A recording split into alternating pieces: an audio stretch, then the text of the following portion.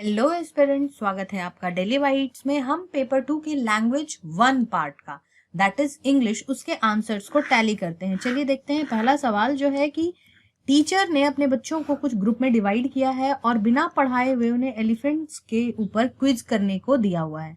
तो यहाँ पे ऑब्जेक्टिव क्या है टीचर का? तो ऑब्जेक्टिव है ताकि बच्चों का जो इंटरेस्ट है वो जेनरेट किया जा सके। अगला सवाल है कि क्लासरूम में student is disturbing the class. एक स्टूडेंट है जो बार बार डिस्टर्ब कर रहा है क्लास को।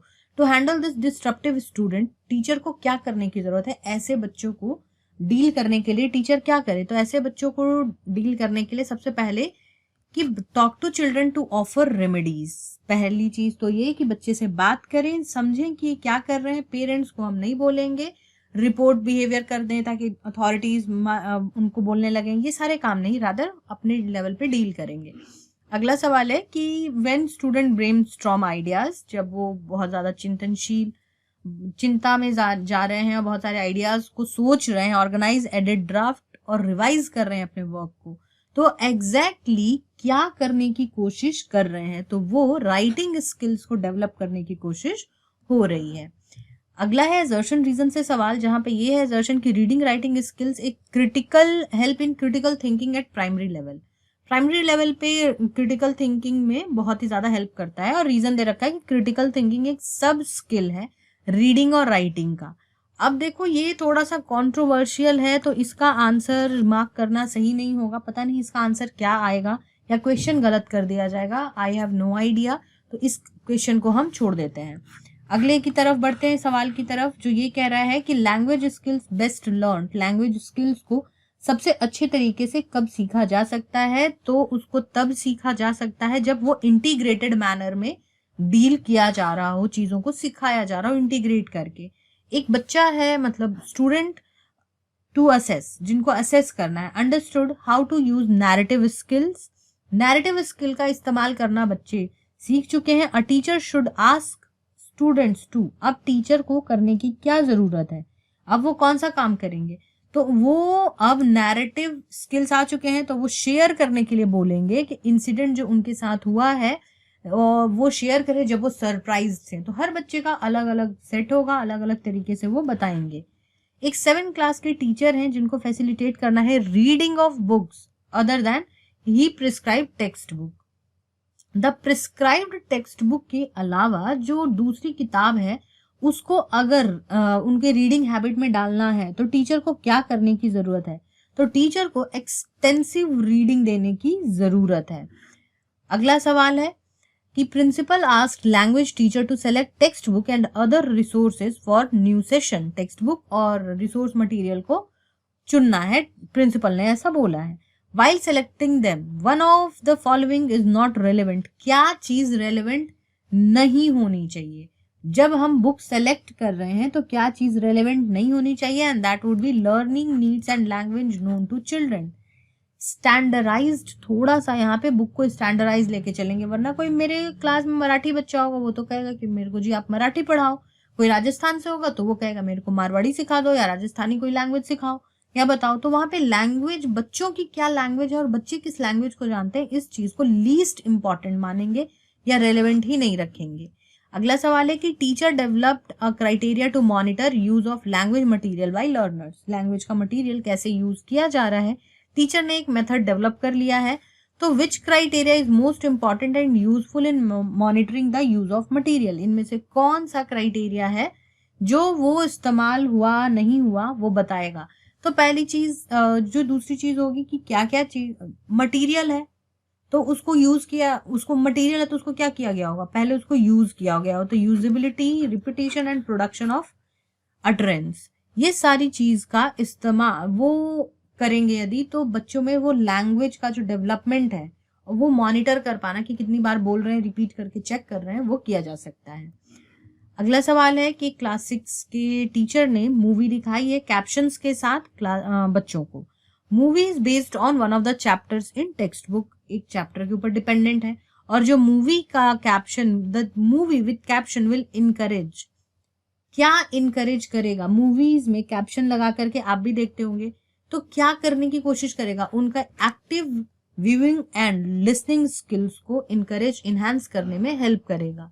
अगला सवाल अगेन एजर्शन रीजन का है, जिसमें दे रखा है कि एजर्शन है a child in his early childhood stage uses more verbs than nouns and ignores grammar rules. ये तो नॉर्मल सी बात है, चॉम्स्की ने जब स्टेजेस बता रखे थे उसमें तो ये बता रखा है, because they lack vocab range, उनको वोकेबलरी बहुत ज्यादा बड़ी आती नहीं है। तो ये वो जो रीजन है वो सही नहीं है, लेकिन दोनों स्टेटमेंट और रीजन यानी जो एजर्शन और रीजन है दोनों सही है, पर अपने हिसाब से सही नहीं है जैसा सही होना चाहिए। एक्सप्लेनेशन सही एक्सप्लेनेशन नहीं है। नाउ अगला सवाल है a child shares her language classroom experience with her mother and says that sometime we cover our eyes and teacher asks us to pick an object out of bag। वो share कर रहा है अपना class का incident अपनी mother के साथ, और वो बता रहा है बच्चा कि क्या हो रहा है कि टीचर हमारी कहती हैं या हमारे टीचर कह रहे हैं कि आप आंखें बंद करो और ये ऑब्जेक्ट निकालो, then we have to try to describe it. और जब आप ऑब्जेक्ट निकाल लोगे तो आपको डिस्क्राइब भी करना है। तो जब ये बच्ची ऐसा कुछ बता रही है तो वो ये भी कह रही है कि it is really good way to learn, ये बहुत ही अच्छा तरीका है सीखने का। अब चाइल्ड की प्रेफरेंस के अकॉर्डिंग बात है कि चाइल्ड कैसे सीखना चाह रहा है। ठीक है, तो चाइल्ड कैसे सीखना चाह रहा है, वो सीखना चाह रहा है लैंग्वेज को जब वो मूव कर रहा है, हैंड माइंड बॉडी कोऑर्डिनेशन से मूव करके जब वो टच करके सीख रहा है तो वो ज्यादा अच्छा सीख पा रहा है। अगला सवाल है read the example of what a learner does and choose the strategy that matches the example. उस स्ट्रैटेजी को चूज करना जो उस एग्जाम्पल को मैच कर रहा है। If I don't know what sometime mean I look it up. मुझे अगर नहीं पता चलता है कि इसका मतलब क्या है तो आई लुक इट अप, ऊपर देखना या फिर इधर उधर देखना शुरू कर देता हूँ या कर देती हूँ। तो इसका मतलब क्या है, I look it up. I look it up कहने का मतलब आप अलग अलग चीजों को चेक कर रहे हो, तो कंसल्टिंग रेफरेंस मटेरियल, यहाँ पे I look it up phrase से निकाल सकते हैं मतलब। डायग्नोस्टिक टेस्ट है तो डायग्नोज करने में हेल्प करता है, ये तो क्लियर होगा ऑलरेडी। तो डायग्नोज किस चीज का करता है, स्ट्रॉन्ग और वीक पॉइंट स्टूडेंट्स का। प्रोफिशिएंसी टेस्ट जो है वो क्या एसेस करती है, तो प्रोफिशिएंसी की कितना अच्छा बच्चा सीख चुका है, किसी भी चीज को कितने अच्छे तरीके से बच्चे ने सीख लिया, तो level of language that learners have reached, कहाँ पहुंच चुके हैं। तो ये यहाँ तक तो पेडागोजी के सवाल थे जो हो गए। अब बारी है कि ये जितने भी आपके अपठित गद्यांश पैसेज वाले क्वेश्चन है उसके तो डायरेक्ट आंसर्स पे आएंगे हम। तो यहाँ पे क्वेश्चन में दे रखा था कि ये सारे स्टेटमेंट को पढ़ना है और बताना है कि कौन सा सही है कौन सा गलत है। तो इसका आंसर है कि ए भी गलत है और सी करेक्ट है। अगला सवाल क्या दे रखा है कि why is it not easy to predict needs of society. इतना इजी क्यों नहीं है सोसाइटी की नीड्स को बता पाना, बिकॉज एम्प्लॉयर इकोनॉमी ये सारी चीजें बहुत ही फास्ट पेस पे चेंज होते रह रही हैं। जो जॉब सीकर्स हैं, अगला सवाल दे रखा है likes to challenge should keep his head down. Job seekers अपने चैलेंजेस को कैसे देखते हैं, इसका मतलब क्या है, तो इसका मतलब ये है जी कि कन्फ्रंट करना चाह रहे हैं चैलेंजिंग सिचुएशंस को। एक ऐसा एडवाइस जो राइटर ने नहीं दिया, माफ करना, what advice does the writer not give employment seekers in para 3। Paragraph तीसरे में जो एम्प्लॉयमेंट सीकर है यानी जो जॉब सीकर्स हैं उनको क्या नहीं दिया है, तो जो क्या नहीं दिया है वो है कि डिजेक्ट बाय रिजेक्शन। रिजेक्शन से हार नहीं मानना है, रादर फिर से ट्राई करना है। पार्ट्स ऑफ स्पीच का आ गया सवाल। तो पार्ट्स ऑफ स्पीच में अभी आप अपनी तैयारी अच्छी करने के लिए हमारे चैनल पे जो इंग्लिश प्लेलिस्ट चल रही है आप उसको जरूर देखें, जिससे कि आपकी सारी अंडरस्टैंडिंग इंग्लिश को लेकर के क्लियर हो जाएगी। नाउ क्वेश्चन पे आते हैं। Identify the underline parts of speech. ये कौन सा पार्ट्स ऑफ स्पीच है, तो this is noun and adjective. ये नाउन और एडजेक्टिव है। Majority of people, hard to achieve, थोड़ा मुश्किल है, तो ये एडजेक्टिव है। नेक्स्ट इज कि ये अंडरलाइन फ्रेज का मतलब फील लिमिटेड।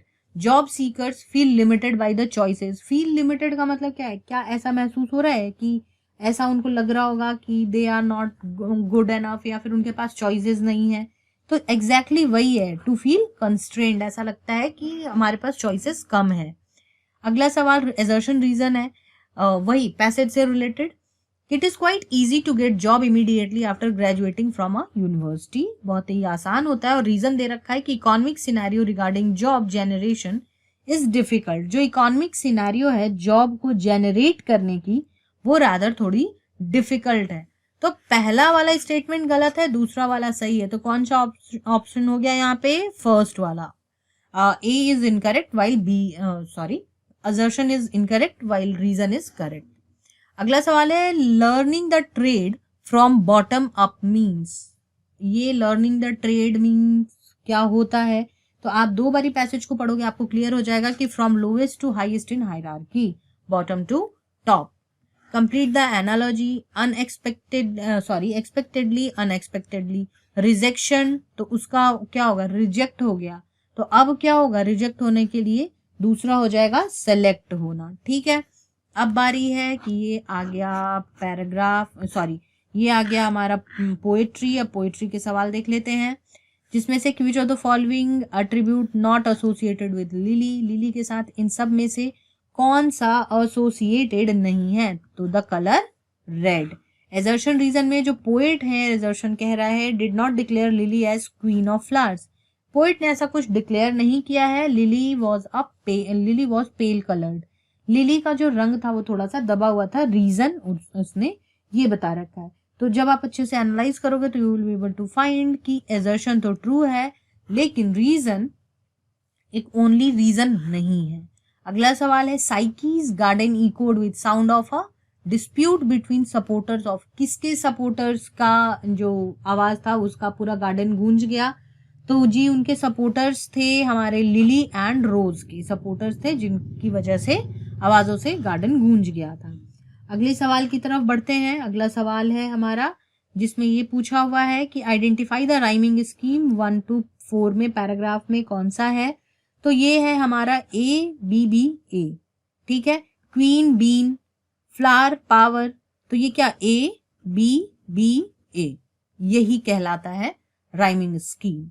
नाउ लाइन 1 और 10 में क्या यूज किया गया है? लाइन फर्स्ट में, ओपनिंग और सेकंड में क्या यूज किया गया है? तो हमने यूज किया है एलिट्रेशन और सिमली। ये हमेशा सवाल आता है। जो ये पोएटिक डिवाइसेस होते हैं ना, ये बड़े ही इंपॉर्टेंट होते हैं पोएटिक डिवाइसेस। अभी आपको लेक्चर भी मिल जाएगा, कुछ दिन में अवेलेबल हो जाएगा, तो आप उससे चेक करना ना भूलें। जा करके इंग्लिश वाले प्लेलिस्ट से कंप्लीट देखेंगे आप। और लास्ट सवाल है which is about the complete the word analogy. Delicious का इनवाइटिंग, डिलीशियस इनवाइटिंग, और स्ट्राइव का क्या होगा? कॉन्फ्लिक्ट।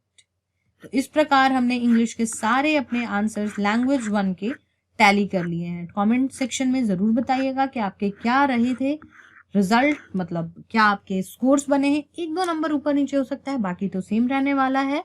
एंड जितने भी हमारे सोशल मीडिया हैंडल्स हैं उन सभी के लिंक डिस्क्रिप्शन बॉक्स में मिल जाएंगे, तो जाएं वहां जुड़े and follow for more updates as well as do subscribe to Daily Bite. God bless you all.